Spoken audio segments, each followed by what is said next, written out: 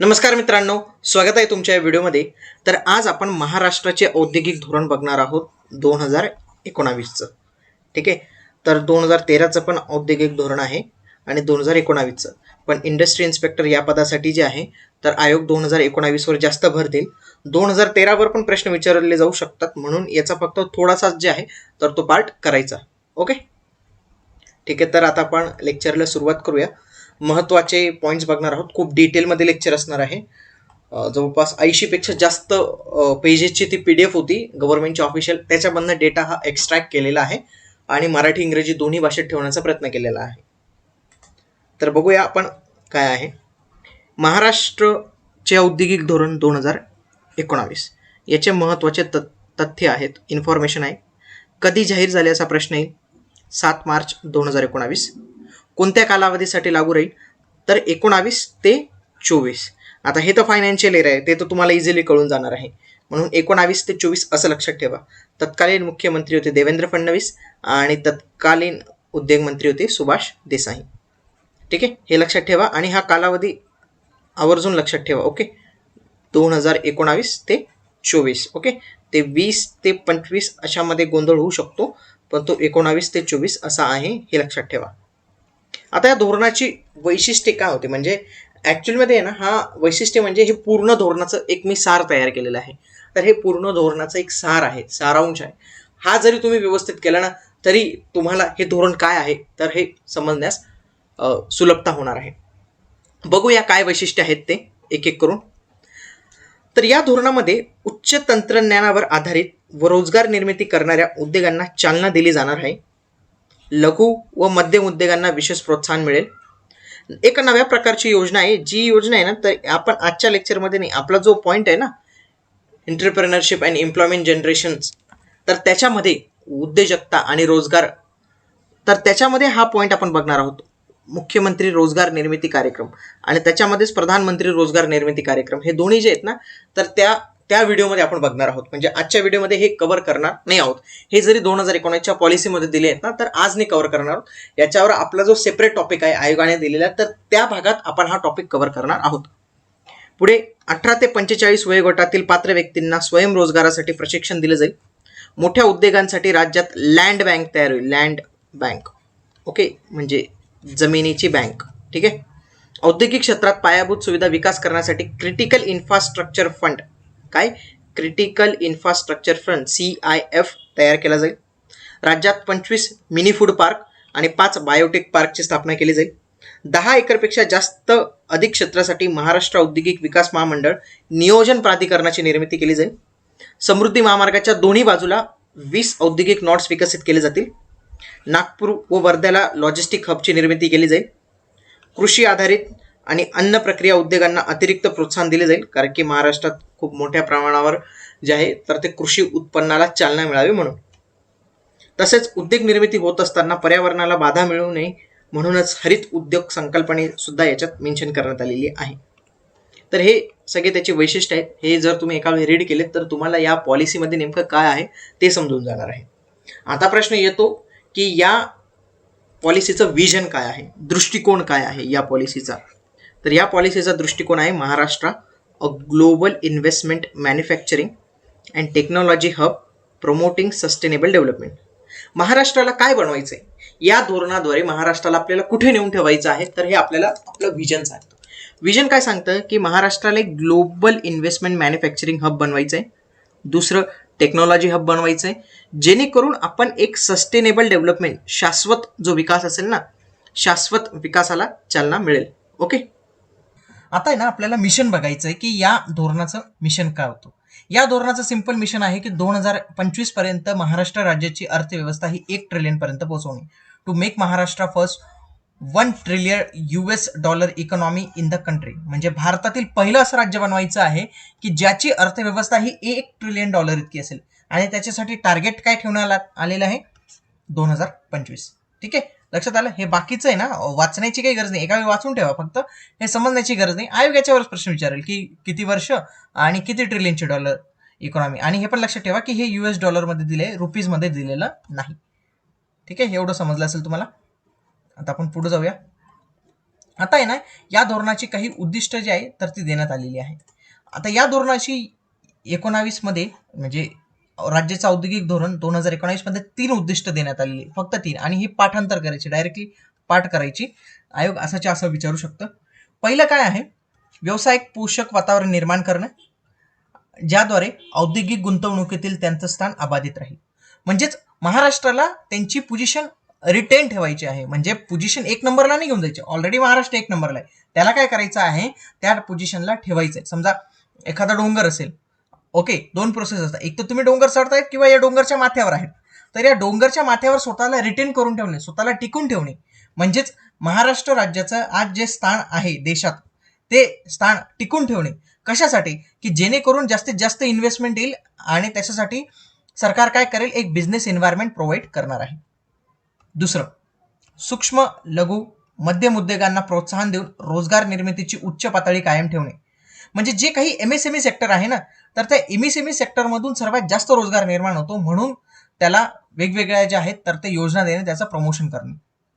तिसरं, प्रादेशिक दृष्ट्या संतुलित पर्यावरण आणि पर्यावरणदृष्ट्या शाश्वत सर्वसमावेशक औद्योगिक वाढीस प्रोत्साहन देणे, to promote regional balance. Okay, regional balance हा फार महत्वाचा आहे. तुम्ही जर बघितलं, खूप सारे इंडस्ट्री आपल्याला पुणे, मुंबई, नाशिक, औरंगाबाद या ठिकाणी कॉन्सन्ट्रेट झालेल्या मिळतील. मग ह्या सगळीकडे पसराव्या, म्हणजे रिजनल बॅलन्स असावं आणि इन्व्हायरमेंटली सस्टेनेबल असावं, आणि त्याच्या माध्यमातून इन्क्लुसिव्ह ग्रोथ ही होऊ शकते. हे तिन्ही जे आहे ना, तर हे तिन्ही तुम्हाला पाठांतर करायचे आहेत. पुढचं, हे लक्ष्यवर जे आहे ना, तर ते एकदम सिंपल प्रश्न येतो की खालीलपैकी कोणती महाराष्ट्राचे औद्योगिक धोरण 2019 ची लक्ष्य आहेत किंवा टार्गेट्स आहेत. ओके, लक्ष ठेवा, काय टार्गेट्स आहेत लक्ष ठेवा.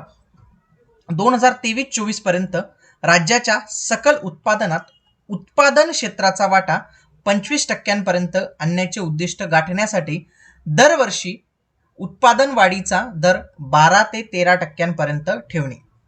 आता त्यांचा काय उद्देश आहे की 2023-24 पर्यंत राज्याची जेवढी काही जीडीपी असेल, ओके, त्याला जीएसडीपी म्हणतात, तर जी काही जीएसडीपी असेल तिच्यात मॅन्युफॅक्चरिंग सेक्टरचा वाटा हा 25% असणं गरजेचं आहे. मग हा जर 25% ठेवायचा असेल तर दरवर्षी, म्हणजे 2019 पासूनच दरवर्षी आपल्याला 12 ते 13% दरवर्षी ग्रोथ द्यावी लागणार आहे. ठीक आहे, म्हणजे हे पहिलं लक्ष्य आहे. To attain manufacturing sector growth at the rate of 12% to 13% to reach GSDP shares of 25% by 2023-24. हे टार्गेट लक्षात ठेवा. पुढचं, 10 लाख कोटी रुपयांची इतकी गुंतवणूक आकर्षित करायची आहे. 10 लाख कोटी रुपयांची इन्व्हेस्टमेंट आकर्षित करायची. हे सरकार नाही करणार. 10 लाख कोटी रुपयांची गुंतवणूक सरकार नाही करणार, तर प्रायव्हेट सेक्टरवाले करतील. त्या प्रायव्हेट सेक्टरला आकर्षित करायचे सरकारला. पुढचं, सन 23-24 पर्यंत 40 लाख लोकांना रोजगार द्यायचा. ओके, 40 लाख लोकांना रोजगार द्यायचे. आता आहे ना, 2013 आणि 2019च्या याच्यात जे आहे ना, तर ह्या दोन्ही वेगवेगळ्या गोष्टी आहेत. म्हणजे गुंतवणूक किती असेल त्याच्यात वेगळा आकडा दिलेला आहे, रोजगार किती असेल आकडा वेगळा दिला आहे, 19च्या याच्यात वेगळा आकडा दिलेला आहे. आणि हा हे ना कंपॅरिझन करून तुम्ही पण एक चार्ट बनवून ठेवा आणि त्याच्या माध्यमातून हा पाठ करून ठेवा. पुढचं, पॉलिसी ऑब्जेक्टिव्ह अँड स्ट्रॅटेजीज. आता गव्हर्नमेंटने हे ज्या पॉलिसी ठरवलेल्या आहेत, आता आपण 3 पाहिले ना की 3 ऑब्जेक्टिव्ह आहेत. आता हे जे 3 ऑब्जेक्टिव्ह आहे हे पूर्ण कसं करणार, त्याच्यासाठी काहीतरी स्ट्रॅटेजी तर राखावी लागेल, काहीतरी रणनीती तर राखावी लागेल. तीच रणनीती आता इथं दिलेली आहे. हे जे आहे ना, आता जे पण काही तुम्हाला पुढे मिळेल ना, ते एका पद्धतीने सगळ्या जी आहे ना औद्योगिक धोरण 2019चं, तर त्याच्यातलं तुम्हाला एक सारांश मिळू शकतो. ठीक आहे, आपण पहिलं बघितलं होतं की व्यावसायिक पोषक वातावरण निर्माण करून औद्योगिक गुंतवणुकीतील आघाडीचे स्थान अबाधित ठेवणे, हे पहिलं काय होतं, ऑब्जेक्टिव्ह होतं. आता याची स्ट्रॅटेजीज काय, हे स्ट्रॅटेजीज दिलेली आहे की विशिष्ट क्षेत्राच्या गरजांनुसार समर्पित अत्याधुनिक पायाभूत सुविधा विकास करेल, developing dedicated state of the art infrastructure based on the sector specific requirement. आता सेक्टर स्पेसिफिक रिक्वायरमेंट, समजा ऑटोमोबाईलसाठी गव्हर्नमेंटने ठरवलं की औरंगाबाद MIDC ही ऑटोमोबाईलसाठी असेल. आता ऑटोमोबाईलसाठी काय लागणार आहे बघा, ऑटोमोबाईलसाठी ज्या काही कंपोनंट्स लागणार आहे ते सरकार देणार आहे. समजा तिथं हायवे लागणार आहे लॉजिस्टिक सपोर्टसाठी, तर ते देणार आहे. समजा एखाद्या ठिकाणी सरकारने ठरवलं की डेटा सेंटर पार्क उभारायचं, तर सरकारचं एवढं गरजेचं आहे की तिथं चांगली इंटरनेट कनेक्टिव्हिटी उपलब्ध करून देणे किंवा बाकीच्या सोयीसुविधा उपलब्ध करून देणे. पुढचं, महाराष्ट्र औद्योगिक विकास महामंडळामार्फत उद्योगांसाठी जमीन अधिकोष निर्माण करणे. Creating land bank for industries through MIDCs. आता ज्यांनी MIDCचं लेक्चर पाहिलं असेल ना, तर त्याच्यामध्ये आपण हे लँड बँक जे आहे ना, तर ते कव्हर केलेलं आहे. ओके, तर क्रिएटिंग लँड बँक जे आहे ना, तर ते सरकारकडनं तयार केलं जाणार आहे. MIDC कडनं तयार केलं जाणार आहे. MIDC या लँड बँक तयार करून ठेवणार आहे. जशी आपली नॉर्मल बँक असते ना हो, जसं आपलं सेव्हिंग अकाउंट असतं, त्याच्यामध्ये कसं आपण पैसे काढतो किंवा पैसे कर्ज घेतात, त्याच पद्धतीने इथे लँड जमा असेल. Providing special fiscal incentive package to the project of important including emerging technologies. म्हणजेच जे नवीन टेक्नॉलॉजीचे काही आहे, ओके, न्यू टेक्नॉलॉजीची, इमर्जिंग टेक्नॉलॉजीची आहेत, तर अशा प्रोजेक्ट्सला आपल्याला फिस्कल इन्सेंटिव्ह द्यायचं आहे, म्हणजे त्यांच्यासाठी विशेष आर्थिक प्रोत्साहन द्यायचं आहे. आता नवीन इमर्जिंग सेक्टर कोणते बघा, इंडस्ट्री 4.0 IT सेक्टर आहे, त्याच्यानंतर डेटा ॲनालिटिक्स हे सेक्टर आहे, त्याच्यानंतर आर्टिफिशियल इंटेलिजन्स आहे, मशीन लर्निंग आहे. असे जे नवीन जे आहेत ना न्यू इमर्जिंग सेक्टर, तर असे जे काही इंडस्ट्री असतील ना, त्यांना स्पेशल फिस्कल इन्सेंटिव्ह सरकारकडनं दिला जाणार आहे. पुढे providing investment through sector specific promotion policies with focus identify on sectors. हे फार महत्वाचं आहे बरं का. हे थ्रस्ट सेक्टर आहे ना, आपण पुढे डिटेलमध्ये कव्हर करणार आहोत. थ्रस्ट म्हणजे काय? एक धक्का. थ्रस्ट म्हणजे काय असतो बघा, फिजिक्स वगैरे तुम्ही शिकला असाल. थ्रस्ट म्हणजे काय? एक धक्का असतो, तुम्ही लोटतात. त्याच पद्धतीने असे काही सेक्टर असेल की त्याच्यावर सगळ्यात जास्त लक्ष दिलं जाईल ना, अशा काही सेक्टर्सला जे आहे ना, तर ते थ्रस्ट सेक्टर म्हणून सरकार स्पेसिफाय करणार आहे. असे कुठले कुठले थ्रस्ट सेक्टर आहेत ते आपण पुढे बघणार आहोत. पुढे incentivising investment in R&D and startup. R&D आणि स्टार्टअपमध्ये जे काही इन्व्हेस्टमेंट असेल त्याला जे आहे त्या गुंतवणुकीला प्रोत्साहन दिले जाईल. सरकार, उद्योग आणि शैक्षणिक जगताचा सामान्य व्यासपीठावर आणणे, म्हणजे एकीकडे गव्हर्नमेंट, ओके, एकीकडे इंडस्ट्रीज आणि एकीकडे एज्युकेशनल पॉलिसी. म्हणजे एज्युकेशनलद्वारे इंडस्ट्रीला मटेरियल पुरवायचं, इंडस्ट्री यांना टॅक्स देतील. ठीक आहे, अशा पद्धतीने गव्हर्नमेंटचा स्ट्रक्चर बनवण्याचा उद्देश आहे. पुढचं फॅसिलिटेटिंग ईज ऑफ डुईंग बिझनेस. आता ईज ऑफ डुईंग बिझनेस रँकिंगमुळे काय होतं, खूप साऱ्या कंपन्या ज्या आहेत तर ते इन्व्हेस्टमेंट करतात.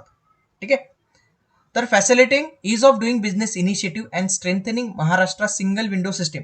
महाराष्ट्राची ना एक सिंगल विंडो सिस्टीम आहे, मैत्री, त्याला मैत्री कक्ष नाव दिलेलं आहे. हे मैत्री आहे ना, आपण येणाऱ्या व्हिडिओमध्ये डिटेलमध्ये कव्हर करणार आहोत. ओके, हे जे आहे ना, याच्यावर आयोग प्रश्न विचारलेला इंडस्ट्रीज इन्स्पेक्टरच्या मेन्समध्ये खूप जास्त प्रश्न येतील, तर मैत्री आहे ना आपण व्यवस्थित कव्हर करणार आहोत. Don't worry. ओके, आता फक्त असं लक्षात ठेवा की तुम्हाला जर इंडस्ट्रीसाठी काही परमिशन पाहिजे असेल ना, तर ते इंडस्ट्रीसाठीची सर्व परमिशन जी आहे ना, तर ती तुम्हाला इथं मिळणार आहे. ओके, मैत्रीकडे जायचं, मैत्री पोर्टलवर जायचं आणि मैत्री पोर्टलद्वारे तुम्ही सगळ्या माहिती जी आहे तर ते घेऊ शकतात. पुढचं बघूया, गुंतवणूक आणि निर्यातीत प्रोत्साहन देण्यासाठी राज्यस्तरीय परिषदांची स्थापना करणे. काय आहे? राज्यस्तरीय परिषदांची स्थापना करणे. कशासाठी? गुंतवणूक आणि निर्यातीस प्रोत्साहन देण्यासाठी. Okay, state level council. मग आपण पुढे बघणार आहोत की या स्टेट लेवल काउन्सिलचे अध्यक्ष तरी कोण असणार आहे. ठीक आहे, त्याच्यावर पण प्रश्न येऊ शकतो की स्टेट लेवल काउन्सिलचे अध्यक्ष कोण असणार आहे किंवा कोणाच्या अध्यक्षतेखाली या स्टेट लेवल काउन्सिलची जी आहे तर ती स्थापना केली जाणार आहे, तर ते सुद्धा आपण पुढे बघणार आहोत. पुढे हा विषय घेण्यात आलेला आहे. शेतकऱ्यांचे उत्पन्न दुप्पट करण्याकरता शेतीमालावरील प्रक्रियेस प्राधान्य दिलं जाईल. पुढचं उद्दिष्ट आपण बघितलं होतं बघा, पहिले हे जे बघितलं ना, हे पहिल्यांच्या स्ट्रॅटेजीज होत्या. आता हे दुसरं उद्दिष्ट आहे आणि खाली त्याच्या स्ट्रॅटेजीज दिलेल्या आहे. दुसरं काय होतं? सूक्ष्म, लघु, मध्यम उद्योगांना प्रोत्साहन देऊन रोजगार निर्मितीची उच्च पातळी कायम ठेवणे. मग याच्यासाठी ना एक महत्वाची योजना सुरू केली जाईल, जिचं नाव असेल मुख्यमंत्री रोजगार निर्मिती योजना, CMEGP. आता ही जी आहे ना, ही पण योजना आपण बघणार आहोत नंतर, म्हणजे डिटेलमध्ये बघणार आहोत. दोन योजना आहेत, प्रधानमंत्री रोजगार निर्मिती योजना आणि मुख्यमंत्री रोजगार निर्मिती योजना. या दोघी ना एकाच व्हिडिओमध्ये बघणार आहोत. आपल्या सिलेबसचा एक पॉईंट दिलेला बघा, उद्योजकता आणि रोजगार निर्मिती, तर त्याच्यामध्ये हा घटक आपण कव्हर करणार आहोत. ठीक आहे, मग ही जी chief minister employment generation programme आहे ना, हा आपण डिटेलमध्ये बघणार आहोत. ठीक आहे, आत्तासाठी फक्त लक्षात ठेवा की याला प्रोत्साहन देण्यासाठी ही त्यांची स्ट्रॅटेजी असणार आहे. पुढचं, सूक्ष्म, लघु, मध्यम उद्योगांसाठी व लहान प्रकल्पांकरता विशेष आर्थिक सवलत देण्यात येईल. औद्योगिक समूह विकसनाद्वारे जास्त रोजगार निर्मितीची क्षमता असलेल्या सूक्ष्म लघु उद्योगांचे सबलीकरण करण्यात येईल. पुढे आपण हे क्लस्टर्स पण बघणार होतो का, क्लस्टर डेव्हलपमेंट आपला एक टॉपिक पण आहे, म्हणजे या मुख्य परीक्षेच्या सिलेबसमध्ये दिलेला आहे 6 ते 10 मध्ये, तुम्ही बघा क्लस्टर डेव्हलपमेंट हा टॉपिक पण दिलेला आहे. तर आपण हे जे आहे ना, कशा पद्धतीने एमएसएमईचं जे आहे सबलीकरण होईल क्लस्टर डेव्हलपमेंटद्वारे, ते सुद्धा आपण त्याच्यात बघणार आहोत. पुढे तंत्रज्ञानाचा स्वीकार, प्रसार, बाजारपेठ विश्लेषण, प्रशिक्षण इत्यादींसह अनेक बाबींमध्ये सुधारणा होण्याकरता सूक्ष्म, लघु, मध्यम उद्योगांना संस्थात्मक पाठबळ दिले जाईल. आता म्हणजे जे इन्स्टिट्यूशनल सपोर्ट असेल, समजा गव्हर्नमेंटचं एखादं इन्स्टिट्यूशन असेल XYZ, त्याच्याकडे काहीतरी टेक्नॉलॉजी असेल, ओके. आता ह्याच एमएसएमईला तर ती टेक्नॉलॉजीची गरज भासत असेल तर ते टेक्नॉलॉजी सरकार या इन्स्टिट्यूशन कडून एमएसएमईना देऊ शकते. म्हणजेच सरकारकडे असलेल्या ज्या काही इन्स्टिट्यूशन असतील त्यांचा सपोर्ट दिला जाणार आहे. पुढचं एक महत्वाचं आहे की इथं जे ना फिजिकल सपोर्ट प्रोव्हाइड केला जाणार आहे. कशाच्या बेसिसवर? मेगा, अल्ट्रा मेगा प्रोजेक्ट्स याच्यावर, म्हणजे विशाल आणि अतिविशाल उद्योगांना स्पेसिफाय केलं जाणार आहे आणि त्यांच्यानुसार त्यांना इन्सेंटिव्ह दिले जाणार आहे, फिजिकल सपोर्ट दिला जाणार आहे. पुढे promoting skill workforce, okay. Skill workforce promote करायचे म्हणजे कुशल मनुष्यबळांचा निर्माण करण्यास प्रोत्साहन दिले जाईल, ओके. तर हे काय होतं, दुसऱ्या ऑब्जेक्टिव्हच्या स्ट्रॅटेजीज होत्या. आता तिसरं ऑब्जेक्टिव्ह आलं, ओके. तिसरं ऑब्जेक्टिव्ह काय होतं? प्रादेशिकदृष्ट्या संतुलित, पर्यावरणदृष्ट्या शाश्वत व सर्वसमावेशक औद्योगिक वाढीस प्रोत्साहन देणे. पहिलं काय असेल? अविकसित भागांमध्ये उद्योग स्थापन करण्याकरता विशेष आर्थिक पॅकेज देणे. आता बघा, एखादा उद्योग असेल, जर त्याला भंडारा सांगितलं, चंद्रपूर सांगितलं, गडचिरोली सांगितलं, तर तो स्थापन करेल का? आता समजा तुम्हाला जरी सांगितलं की तुम्ही तुमच्याकडे पैसे आले, तुम्ही इंडस्ट्री कुठे स्थापन करा, ऑब्व्हियसली तुमचं पहिलं आन्सर असेल पुणे, नाशिक, मुंबई, औरंगाबाद, नागपूर असं असेल. तुम्ही भंडारा, गोंदिया, अमरावती, सातारा असं काही म्हणणार का? तुम्ही नाही म्हणणार. मग अशांमध्ये जर काही इंडस्ट्री डेव्हलप करायची असेल तर त्यांच्यासाठी विशेष आर्थिक पॅकेज हे गव्हर्नमेंटला द्यावंच लागेल, ठीक आहे. क्रिएशन क्रिटिकल इन्फ्रास्ट्रक्चर फंड, एक क्रिटिकल इन्फ्रास्ट्रक्चर फंड क्रिएट केला जाईल की ज्याच्या माध्यमातून शेवटच्या स्तरापर्यंत कनेक्टिव्हिटी प्रोव्हाइड केली जाईल, ओके. कनेक्टिव्हिटी प्रोव्हाइड केली जाईल, हा इन्फ्रास्ट्रक्चरसाठी असेल, ठीक आहे. आता समजा भंडारामध्ये सांगितलं गव्हर्नमेंटने की या जागेमध्ये जो इन्व्हेस्टमेंट करेल त्याला आम्ही विशेष आर्थिक पॅकेज देऊ, पण आता त्याच्यासाठी जाण्याला रस्ताच नाहीये तिथपर्यंत, चांगला रस्ता, मातीचा रस्ता आहे पूर्णपणे, तर तो हायवे करावा लागेल ना. तर याच्यासाठी हे क्रिटिकल इन्फ्रास्ट्रक्चर फंड जे आहे ना, तर ते कामात येणार आहे तिथं.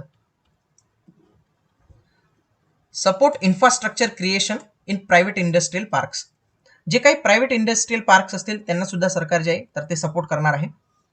पुढे सूक्ष्म, लघु, मध्यम उद्योग तसेच महिला, अनुसूचित जाती जमातींमधील उद्योगांसाठी औद्योगिक क्षेत्रांमधील पायाभूत सुविधा विकास करण्यासाठी आर्थिक प्रोत्साहन दिले जाईल. म्हणजे एमएसएमई तर ठीक आहे, पण महिला असतील, SC असतील, ST असतील, यांच्यातील काही जर एंटरप्रेनर असतील तर त्यांच्यासाठी सुद्धा फिजिकल सपोर्ट दिला जाणार आहे. Supporting revival of six and close units, जे काही आजारी उद्योग आहे ना, म्हणजे आजारी माणूस कोण असतो? जो मेलेला नसतो, फक्त त्याची कंडिशन चांगली नसते. त्याच पद्धतीने इंडस्ट्रीजला सिक इंडस्ट्री म्हणजे काय की चालू आहे बट ती कधी पण जाऊ शकते, त्याला खर्च खूप लागतोय, ओके. आणि क्लोज युनिट्स म्हणजे काय, बंद पडलेलं आहे, तर त्यांचं रिवायवल केलं जाईल, त्यांचं पुनर्जीवन केलं जाईल, ठीक आहे. पुढे insuring environmentally sustainability by providing incentive for green industrialization. आता गव्हर्नमेंट काय करेल? आता हरित औद्योगिकरणासाठी प्रोत्साहन द्यायचं असेल, समजा एखादी इंडस्ट्री असेल, त्याला वीज सरकारकडून घेत असेल.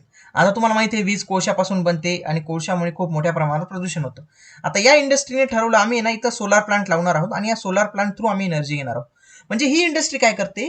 इन्व्हायरमेंट सस्टेनेबिलिटीला प्रमोट करते. मग अशांना जे आहे ना तर ते गव्हर्नमेंट जे आहे ना इन्सेंटिव्ह देणार आहे, ओके. किंवा त्यांचा काही वेस्ट असेल, वेस्ट मॅनेजमेंट करत असेल तर त्यांना गव्हर्नमेंट जे आहे तर ते काहीतरी प्रोत्साहन देणार आहे. कशासाठी? कारण की तुम्ही हरित औद्योगिकरणाला प्रोत्साहन देता असं म्हणून. पुढे महाराष्ट्र औद्योगिक धोरण 2019च्या काही महत्वाच्या बाबी आहेत, काही महत्वाच्या घटक आहेत ते आपण बघणार आहोत. या धोरणामुळे तब्बल 10 लाख कोटी रुपयांची इन्व्हेस्टमेंट आकर्षित केली जाईल आणि 40 लाख लोकांना रोजगार मिळणार आहे. राज्यात जे आहे MIDC जे आहे reserve minimum 500 acres industrial area. MIDC काय करेल? 500 एकर जमीन आधीच विकत घेऊन ठेवेल. कशासाठी? की वेअर हाऊसिंग आणि लॉजिस्टिक फॅसिलिटीसाठी. म्हणजे इंडस्ट्रीजला आता कसं राहतं, इंडस्ट्री स्थापन केल्या, आता ऑटोमोबाईल गाड्या बनवल्या, आता त्या गाड्या कुठे ठेवायच्या? त्यांच्या वेअर हाऊसिंगमध्ये असतात, ओके. तर त्या वेअर हाऊसिंगसाठी किंवा लॉजिस्टिक सपोर्टसाठी MIDC ऑलरेडी आधीच जे आहे ना 500 एकर जागा राखीव ठेवेल, ओके. राखीव ठेवेल, नसेल तर विकत घेऊन ठेवेल, पण मिनिमम 500 एकर, इथं काय म्हटलंय मिनिमम 500 एकर तर ठेवणारच आहे. त्याच्यानंतर क्रिटिकल इन्फ्रास्ट्रक्चर फंड हा पण डेव्हलप केला जाणार आहे. हा किती करोडचा आहे ना? 1,000 करोडचा. लक्षात ठेवा. आधीचा पण तेवढाच होता, तोच कंटिन्यू ठेवला जाणार आहे. 1,000 करोडचा हा क्रिटिकल इन्फ्रास्ट्रक्चर फंड असणार आहे. असा प्रश्न आला की CIIF critical industrial infrastructure fund हा किती चा असणार आहे? तर हा 1,000 करोडचा असणार आहे. समजलं? पुढे जाऊया. MIDCला नियोजित विकासासाठी आवश्यक असल्यास राज्य सरकार किंवा राज्य सरकारच्या सरकारी संस्थेच्या मालकीची जमीन विनाशुल्क उपलब्ध करून दिली जाईल. आता काय राहतं बघा, भरपूर वेळा काय होतं, जेव्हा इंडस्ट्री स्थापन करतो ना, त्याच्या आजूबाजूला ना एकतर गव्हर्नमेंट लँड असते, ओके, एकतर पोलिसांची लँड असते किंवा एखाद्या दुसऱ्या संस्थेची लँड असते, ओके. तर ती लँड सुद्धा उपलब्ध करून दिली जाईल. जर MIDCला आवश्यकता वाटत असेल ना की नाही ही लँड फार महत्वाची, तर ही लँड उपलब्ध करून जाईल. आणि ती पण कशी? नो कॉस्ट, विनामूल्य, फ्रीमध्ये उपलब्ध करून दिली जाईल, कारण की ती गरजेची आहे. पुढे, केंद्र सरकार आणि राज्य सरकारच्या विशेष प्रकल्पासह औद्योगिक नोडच्या विकासासाठी MIDC ही नोडल एजन्सी असेल. आता जर प्रश्न आला की 2019चे धोरण लागू करण्यासाठीची नोडल एजन्सी कोण आहे, तर त्याचं उत्तर असेल MIDC. ठीक आहे. पुढे आता आपण बघूया. हां, पुढे जे आहे ना, तर ते काही त्यांचे महत्वाचे जे पॉईंट्स आहेत ना, ते आपण कव्हर करणार आहोत. ठीक आहे. पुढे आलेलं आहे प्राधान्य क्षेत्रांना प्रोत्साहन. आपण बघितलं होतं बघा, थ्रस्ट सेक्टर. गव्हर्नमेंटना काही थ्रस्ट सेक्टर केलेले आहेत की त्यांना प्राधान्य दिले जाईल. त्यांना काय दिले जाईल? प्रायोरिटी दिली जाईल. त्याच्यामध्ये पहिलं आहे की hi tech emerging sector. Hi tech emerging सेक्टरचं मी तुम्हाला उदाहरणं दिलं. आता इथं खाली त्याचे काही उदाहरणं आणखी दिलेले आहेत, ज्याच्या माध्यमातून तुम्हाला कळून जाईल पूर्णपणे की थ्रस्ट सेक्टर नेमकं काय आहे आणि कोणत्या थ्रस्ट सेक्टरला महाराष्ट्र शासन प्रोत्साहन देणार आहे. ठीक आहे. हे खाली जितके पण आहेत ना, आता आपण एक एक करून बघून घेऊया, जेणेकरून तुम्हाला अंदाज येईल की कोणते कोणते थ्रस्ट सेक्टर असणार आहे. ओके. इलेक्ट्रिक व्हेकल हे पण एक इमर्जिंग सेक्टर आहे. मग त्याची manufacturing, infrastructure, servicing, aerospace and defence manufacturing, industry 4.0, 3D printing, IoT म्हणजे internet of things, robotics, nano technology, त्याच्यानंतर data parks, textile machining manufacturing. इथं टेक्स्टाईल नाही बरं का, टेक्स्टाईल कारण की हे जुने इंडस्ट्री. टेक्स्टाईल मशिनरी मॅन्युफॅक्चरिंग, टेक्स्टाईलसाठी लागणाऱ्या मशीनचं manufacturing. Okay. Biotechnology and medical diagnostic devices, agro and food processing units, हे फार महत्वाचं आहे, कारण की आपण बघितलं होतं की शेतकऱ्यांचं उत्पन्न दुप्पट करायचं, तर त्याच्यासाठी हे महत्वाचं आहे. त्याच्यानंतर IT, माहिती तंत्रज्ञान आणि IT इनेबल सर्व्हिसेस. पुढे आणखी आहेत काही, electronic system design and manufacturing, त्याला ESDM म्हणतात. सेमीकंडक्टर फॅब्रिकेशन, हे सेमीकंडक्टर फार महत्वाचं बरं का. आज आपण कुठलाही डिव्हाइस बघतो ना, त्याच्यासाठी सेमीकंडक्टर फार महत्वाचं असतं. Logistic and warehousing, green energy, biofuel, sport and gym equipment manufacturing, nuclear plant equipment manufacturing. Okay. म्हणजे इथं अणुऊर्जा नाही बरं का, अणुऊर्जासाठी लागणारे उपकरणं. आता हे जे उपकरणं असतात ना, फार क्रिटिकल असतात. जवळपास फ्रान्स, रशिया असेच काही देश आहे ना, याचं ते जे मशिनरीज आहे ना ते बनवू शकतात. USA तर देत नाही, म्हणून USAचा आपल्याला काही फायदा होत नाही. त्याच्यानंतर mineral and forest based industries, खनिज व वन आधारित उद्योग, या सर्वांना थ्रस्ट सेक्टर म्हणून सरकारने मान्यता दिलेली आहे आणि यांच्यावर सरकारचा विशेष फोकस असणार आहे. यांना खूप सारे इन्सेंटिव्ह जे आहेत तर ते सुद्धा प्रोव्हाइड केले जाणार आहे. थ्रस्ट सेक्टर तुम्हाला समजले, आयोगाने प्रश्न विचारला तर तुम्ही इझिली देऊ शकाल. ठीक आहे. पुढचं आहे सूक्ष्म, लघु, मध्यम आणि लघु उद्योगांना प्रोत्साहन. काय प्रोत्साहन असेल बघा, investment limit for incentive purpose for small industrial unit will be increase up to 50 crore in a fix capital investment. म्हणजे 50 कोटी रुपयांपर्यंतची गुंतवणूक वाढवण्यात येईल. याच्यासाठी गुंतवणूक मर्यादा जी आहे लहान उद्योगांसाठी तर ती वाढवण्यात येईल. ओके. आणि त्याच्यानंतर MSME संबंधित सर्व ज्या स्कीम आहे ना, तर त्या एकाच योजनेत आणल्या जातील. म्हणजे त्याला वन अम्ब्रेला स्कीम म्हणतात. एकाच ठिकाणी आणल्या जातील. MSME संबंधित ज्या सर्व काही स्कीम आहे ना, तर त्या एकाच ठिकाणी आणल्या जातील, एकाच अम्ब्रेला खाली आणल्या जातील. आता MSMEला जर इन्सेंटिव्हाइज करायचं असेल तर कशा पद्धतीने सरकारची पॉलिसी असेल, कशा पद्धतीने सरकार इंटरव्हेन्शन करेल, तेच आता पुढे देण्यात आलेलं आहे. सरकार काय करेल, डिस्ट्रिक्ट वाईज आयडेंटिफिकेशन करेल पोटेन्शियल MSME, म्हणजे संभाव्य MSMEची जिल्हावार ओळख सरकार करणार आहे. हे पहिलं त्यांचं स्ट्रॅटेजी आहे. मग सरकार काय करेल की जॉग्राफिकल इंडिकेशन्स, आता जॉग्राफिकल इंडिकेशन्स म्हणजे काय, तुम्ही असं म्हणू शकतात की तिकडचे भौगोलिक मानांकन किंवा भौगोलिक संकेतन. ओके. म्हणजे एखादा भौगोलिक एरिया असेल, तिथे जर एक महत्वाचं झाड उगत असेल, महत्वाची स्पेसिस असेल, तर त्याला आपण जॉग्राफिकल इंडिकेशन म्हणतो, की इथलं हे महत्वाचं वैशिष्ट्य आहे. ओके.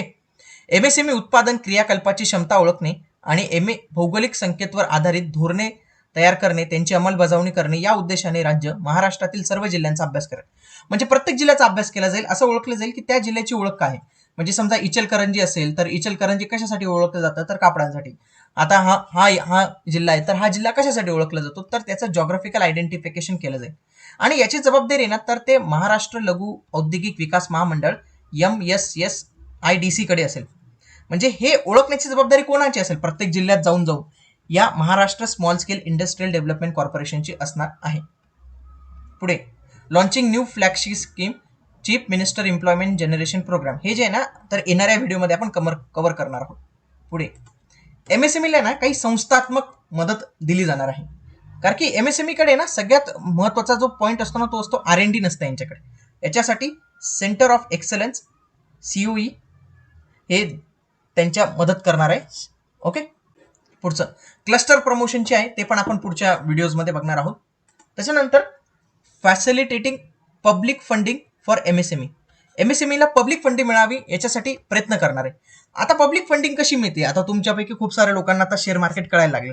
सिम्पली काय करेल, शेअर मार्केटमध्ये या कंपन्यांना लिस्ट करायचे, MSMEच्या कंपन्यांना IPO लॉन्च करायचं आणि पैसे घ्यायचे. आता या सर्वांना एक्सचेंजवर जाण्यासाठी जी काही मदत असेल तर ती सरकार देणार आहे. आणि सरकार पहिले अशा 250 महत्वाच्या जे आहे ना MSMEंना ओळख त्यांची करणार आहे, म्हणजे त्यांची निवड करणार आहे आणि त्यांना बॉम्बे स्टॉक एक्सचेंज जो आहे तर त्याच्यावर लिस्ट करणार आहे. ठीक आहे. पुढे advisory cell on insolvency and bankruptcy resolution for MSME. आता नादार आणि दिवाळखोरी निवारणासंबंधी सल्लागार कक्ष निर्माण केला जाणार आहे. आता आपण बघितलं की MSSID कडे काय आहे, जॉग्राफिकल इंडिकेशनचं काम आहे, तर याच्याकडे हे पण काम आहे की इन्सॉल्व्हन्सी अँड बँक्रप्सी कोड अंतर्गत जर एखादी MSME जर बंद पडायची असेल, ओके, ती बँक्रप्ट झाली असेल तर त्याची प्रोसिजर सगळं चालवेल. आणि अशांना काहीतरी बळकटी करायचं असेल, अशांना काही सक्षमीकरण करायचं असेल अशा MSMEंना, तर ते जे काम आहे तर हे MSDC करणार आहे, MSSIDC करणार आहे, म्हणजे महाराष्ट्र लघु उद्योग महामंडळ करणार आहे. आता दिवाळखोरीचे जलद निवारण करण्यासाठी महाराष्ट्र सरकार दिवाळखोरी संहिता 2016 अंतर्गत निवारण करणाऱ्या संबंधित युनिटांना मार्गदर्शन करण्यासाठी प्रदेशनिहाय सेल जे आहे तर ते तयार करणार आहे. ओके. म्हणजे त्यांच्यासाठी प्रोसेस कशी असली पाहिजे, प्रोसिजर कशी असली पाहिजे याच्यासाठी मदत करण्यासाठी ही संस्था कार्यरत करणार आहे. पुढे आता फिस्कल इन्सेंटिव्ह द्यायचं आहे कोणाला, MSMEंना. ओके. महाराष्ट्र राज्य देशातील सर्वात आकर्षक वित्तीय प्रोत्साहन देते आणि देत राहणार आहे. या धोरणाच्या उद्देशाने MSMEने भारत सरकारच्या व्याख्येनुसार युनिटचा समावेश केला जाईल. म्हणजे भारत सरकारची जी MSME संदर्भात जी व्याख्या असेल, आता 2019 मध्ये तर बदल झालेला नव्हता, म्हणून 2006चीच त्यांनी जे काही डेफिनेशन आहे ती घेतलेली आहे. पण 2020-21 मध्ये जे आहे ना तर त्या या MSMEच्या डेफिनेशन मध्ये बदल झालेला आहे, तो सुद्धा आपण येणाऱ्या भागात जे आहे ना तर ते कव्हर करणार आहोत. ओके. की MSMEच्या नवीन डेफिनेशन नुसार सूक्ष्म कशाला म्हणायचं, लघु उद्योग कशाला म्हणायचं आणि मध्यम उद्योग कशाला म्हणायचं. ओके. आता त्यावेळेच्या डेफिनेशन नुसार असं होतं की 50 कोटी रुपयांपर्यंतची जी गुंतवणूक असेल तर ते स्मॉल लघु उद्योगांमध्ये येतं. आता याच्यासाठी काय काय असेल ते इथं देण्यात आलेले. Okay. Power tariff subsidy, power tariff subsidy दिली जाईल न्यू युनिटसाठी, नवीन युनिटसाठी जे कुठे लोकेटेड असतील, विदर्भ, मराठवाडा, नॉर्थ महाराष्ट्र, धुळे, रायगड, रत्नागिरी, सिंधुदुर्ग अशांसाठी. ओके. यांना प्रति युनिट ₹1 दिला जाणार आहे. ओके. आणि अन्य भागांसाठी 0.50 इतकी असणार आहे. ठीक आहे. पुढे आता याच्यासाठी आहे ना काही स्टॅम्प ड्युटी पण जी असणार आहे ना ती असणार आहे, म्हणजे यांना 3 वर्ष ही सूट असणार आहे. म्हणजे हे जी सर्व जे आहे ना युनिटवर पॉवर टॅरिफ ही 3 वर्षांसाठी असणार आहे. व्यापारी उत्पादन सुरू झाल्यावर, म्हणजे कंपनीचा शिलान्यास होतो तेव्हा नाही बरं का, जेव्हा कंपनीचं प्रोडक्शन स्टार्ट होईल ना तेव्हापासून 3 वर्ष पुढचे त्यांना जे ना हे ₹1 प्रति युनिट दराने ही वीज मिळणार आहे. In area other than interest subsidy at 5% per annum maximum up to the value of electricity consumed and bill paid for that year will be admissible. आता ए एरिया काय, बी एरिया काय, खाली ना एक चार्ट दिलेला आहे, तो चार्ट वाचायचा, त्याच्यावर तुम्हाला कळेल की ए एरिया काय, बी एरिया काय, सी एरिया काय आणि डी एरिया काय आहे. ठीक आहे. अवर्गवारीतील उद्योग सोडून बरं का सोडून इतर विभागातील पात्र उपक्रमांना त्यांनी वर्षभरात वापरलेल्या विजेच्या आणि भरणा केलेल्या वीज देयकाच्या प्रमाणात प्रतिवर्ष 5% व्याज सवलत मिळणार आहे. पुढे याच्या सोबतच जे काही MSME असतील त्यांना 100% स्टॅम्प ड्युटी एक्झम्पशन मिळणार आहे. ओके, जर त्यांनी इन्व्हेस्टमेंट पिरियड मध्ये इन्व्हेस्ट केली असेल. आता सरकारचे वेगवेगळे इन्व्हेस्टमेंट धोरण होतं, जसं मॅग्नेटिक महाराष्ट्र आहे. ओके, त्याच्यामध्ये जर इन्व्हेस्टमेंट केली म्हणजे त्या कालखंडात, तर सरकार 100% स्टॅम्प ड्युटी एक्झम्पशन देणार आहे. म्हणजे मुद्रांक शुल्कात 100% सवलत जी आहे तर ती सरकारकडून दिली जाणार आहे. ठीक आहे. त्याच्यानंतर जे काही ड प्लस विभाग, शून्य उद्योग आणि नक्षली प्रभावित विभाग व महत्वाकांक्षी जिल्हे असतील. आता महत्वाकांक्षी कुठले जिल्हे आहेत ना त्याचे पण खाली दिलेले मी तुम्हाला लगेच सांगतो की ॲस्पायरेशनल डिस्ट्रिक्ट कोणकोणते आहेत. तर त्यांच्यामध्ये जर असेल तर त्याच्यात वीज शुल्क भरण्यापासून डायरेक्टली सूट देण्यात आलेली आहे. व विभागातील 100% निर्यातीभिमुख सूक्ष्म लघु मध्यम उपक्रमांना, माहिती तंत्रज्ञान जैव तंत्रज्ञान क्षेत्रातील सूक्ष्म लघु उपक्रमांना 7 वर्ष कालावधीपर्यंत वीज शुल्कात 100% असेल. म्हणजे काय की जे एक्सपोर्ट ओरिएंटेड असतील ए आणि बी विभागात, ए आणि बी विभागात जे आहे तर ते MSME, ज्या काही MSME एक्सपोर्ट ओरिएंटेड असतील त्यांना 100% वीज शुल्कात सूट दिली जाणार आहे. किती वर्षांपर्यंत? फक्त 7 वर्ष. हे लक्षात ठेवा, हे वर्ष लक्षात ठेवा. याच्यावर आयोग प्रश्न विचारू शकतो, किती वर्ष. हे बघा, हा जो आहे ना हा चार्ट दिलेला आहे, हा चार्ट तुम्हाला समजायला पाहिजे. बघा, eligibility criteria for MSME. Okay, MSME साठी कुठला असेल बघा, A, P, C, D+. त्याच्यानंतर Vidarbha, Marathwada, Ratnagiri, Sindhudurg, Dhule. No industrial district, naxalise affected area and aspirational district. Aspirational district कोणकोणते आहेत? उस्मानाबाद, गडचिरोली, वाशिम, नंदुरबार. ठीक आहे, हे 4 जिल्हे आहेत. ठीक आहे, हे 50 कोटी आणि ही सगळी जी आहे ना तर ते त्यांना कोणकोणत्या पिरियडपर्यंत किती टक्के जे आहे तर ते सूट दिली जाणार आहे. हा एका वेळी चार्ट तुम्ही वाचून घ्या. आता आपण लार्ज, मेगा आणि अल्ट्रा मेगा इंडस्ट्रीसाठी सरकारने या धोरणात काय प्रोव्हिजन्स केलेले आहेत ते बघूया. सगळ्यात आता आधी आपण लार्ज स्केल इंडस्ट्रीसाठी काय केले ते बघूया. लार्ज स्केल इंडस्ट्रीला डिफाईन केले जाणार आहे दोन गोष्टींवरून. As satisfying the minimum threshold limit of fix capital investment, हे एक लिमिट असणार आहे. आणि दुसरं डायरेक्ट एम्प्लॉयमेंट, म्हणजेच याच्यापासून किती लोकांना रोजगार मिळतो हे एक धोरण असणार आहे. आणि पुढचं मिनिमम थ्रेशोल्ड लिमिट काय असणार आहे? फिक्स कॅपिटल इन्व्हेस्टमेंटची. तर या 2 कारणांवरून म्हणजे या 2 घटकांवरून जे आहे एखाद्या इंडस्ट्रीला लार्ज स्केल इंडस्ट्री म्हणता येईल का हे ठरवण्यात येईल. आता याच्यासाठी इलिजिबिलिटी काय, तर याच्यासाठी हा एक टेबल दिलेला आहे. हा तुम्ही जर व्यवस्थित बघितला थोडासा तर तुम्हाला अंदाज येईल. याच्यामध्ये सुद्धा A, B, C, D आणि D+, हे विदर्भ मराठवाडा रिजन, हे नक्सलाइट आणि ॲस्पायरेशनल डिस्ट्रिक्ट. ॲस्पायरेशनल डिस्ट्रिक्ट कोणते आहेत हे इथं मेन्शन केलेले आहेत, हे एका वेळी वाचून घेणे. ओके, कोणासाठी काय एरिया असेल आणि काय किती असेल तर त्याच्यानुसार त्याला स्पेसिफाय करण्यात येईल. हे फक्त एका वेळी नजर मारून घ्या, हे काही एवढं विशेष नाही आहे. ठीक आहे. पुढचं मेगा आणि अल्ट्रा मेगा प्रोजेक्टसाठी काय असणार आहे बघा. Industrial unit satisfying the minimum threshold limit of fix capital investment or direct employment prescribe in the following table shall be classified as mega project and ultra project. त्याच्यासाठी पण सेमच घटक आहेत. एक आहे मिनिमम थ्रेशोल्ड लिमिट आणि दुसरा आहे डायरेक्ट एम्प्लॉयमेंट.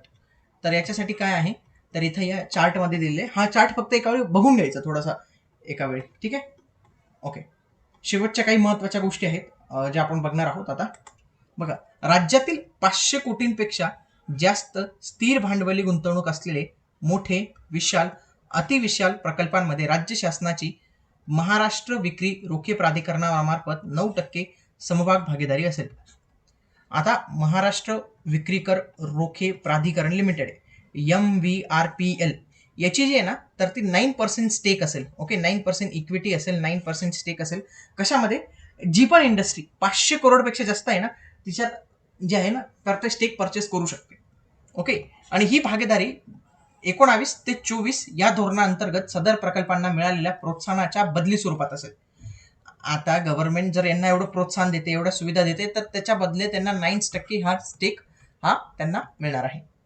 ओके, इक्विटी ही केवळ समभागाच्या स्वरूपात असेल. ओके, म्हणजे जी पण काही इक्विटी असेल ना ती पैशांच्या स्वरूपात नसेल तर ती शेअरच्या स्वरूपात असेल. लक्षात ठेवा, in the form of shares only. Okay, shares and dividend shall be issue in the name of MURP. म्हणजेच जे काही शेअर्स भेटतील ना तर ते महाराष्ट्र शासनाकडे नाही तर या MURP कडे जातील, आणि जे काही डिव्हिडंड असेल, डिव्हिडंड म्हणजे जो कंपनी प्रॉफिट कमवते आणि प्रॉफिट नंतर जे आपल्या शेअर होल्डर्सला जो पैसा शेअर करते ना त्याला डिव्हिडंड असे म्हणतात. ओके, तर तो डिव्हिडंड आणि जो काही शेअर येईल ना तो MURPच्या नावाने असेल.